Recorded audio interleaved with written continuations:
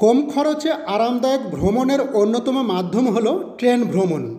সম্মানিত দর্শকবৃন্দ, আজকে আপনাদের সাথে শেয়ার করব ঝিনাইদহ থেকে চট্টগ্রামের ট্রেন ভ্রমণের ভাড়াসহ আদ্যোপান্ত। আমি ট্রেনের টিকিট কেটেছি ঝিনাইদহ জেলার অন্তর্গত কোটচাঁদপুর ট্রেন স্টেশন থেকে, কিন্তু যাতায়াতের সুবিধার জন্য আমরা ট্রেনে উঠব দর্শনা হল থেকে। গ্রামীণ আঁকাবাঁকা পথ পাড়ি দিয়ে আমরা পৌঁছে গেলাম দর্শনা হল্টে। আমাদের মতো শত শত যাত্রী এই স্টেশনে ট্রেনের জন্য অপেক্ষমান। বেনাপোল থেকে ছেড়ে আসা বেনাপোল এক্সপ্রেস 3টা 2 মিনিটে এই স্টেশনে এসে পৌঁছাবে। আমরা যথাসময়ে ট্রেনে উঠে গেলাম। আমাদের মতো এক আপু ক্যাবিনের সামনে সিট নম্বর ধরে সিট অনুসন্ধান করছেন। সেই আপুর সাথে একই ক্যাবিনে আমাদের সিট পড়েছে। যারা জানেন না তাদের জ্ঞাতার্থেই বলছি, এই ক্যাবিনের উপর নিচে মোট 4টি সিট আছে। দিবাকালীন ভ্রমণের জন্য শুধুমাত্র নিচের এক একটি সিটে 4 জন যাত্রীর বসার ব্যবস্থা আছে। কোটচাঁদপুর থেকে এক একজন যাত্রীর ভাড়া ভ্যাট সহ 1173 টাকা।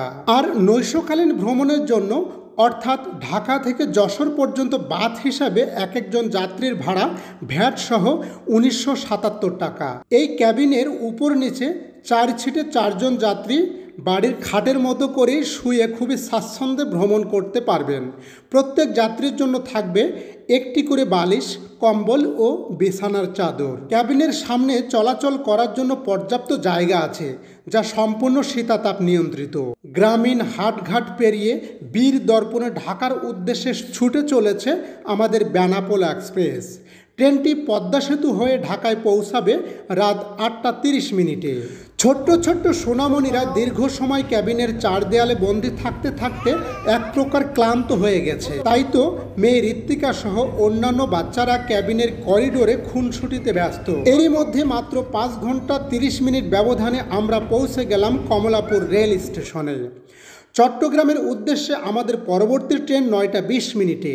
ট্রেন স্টেশনের মনিটরে এক পলক দেখে নিলাম আমাদের পরবর্তী ট্রেনটি 4 নম্বর প্ল্যাটফর্মে অবস্থান করছে। তল্পি তল্পা সহ হাঁটি হাঁটি পা করে অগ্রসর হতে লাগলাম 4 নম্বর প্ল্যাটফর্মে অবস্থানরত মহানগর এক্সপ্রেস ট্রেনের দিকে।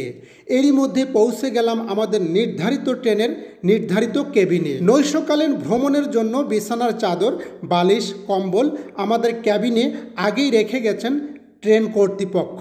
যারা জানেন না তাদের জ্ঞাতার্থেই বলছি, এটি একটি সিঙ্গেল এসি কেবিন। এই কেবিনে উপর নিচে 2টি সিট আছে। ঢাকা চট্টগ্রামে এক একটি সিটের ভাড়া ভ্যাট সহ 1448 টাকা।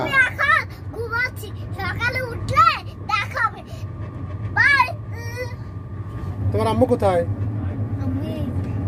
তাহলে বাবা কোথায় ঘুমাবে? বাবা উপরে। আমরা সবাই গভীর ঘুমে হাবুডুবু খাচ্ছি। এরই মধ্যেই অ্যাটেন্ডেন্স সজোরে বদ্ধ দরজায় টোকা দিয়ে জানান দিলেন আমরা চট্টগ্রাম ট্রেন স্টেশনে পৌঁছে গেছি।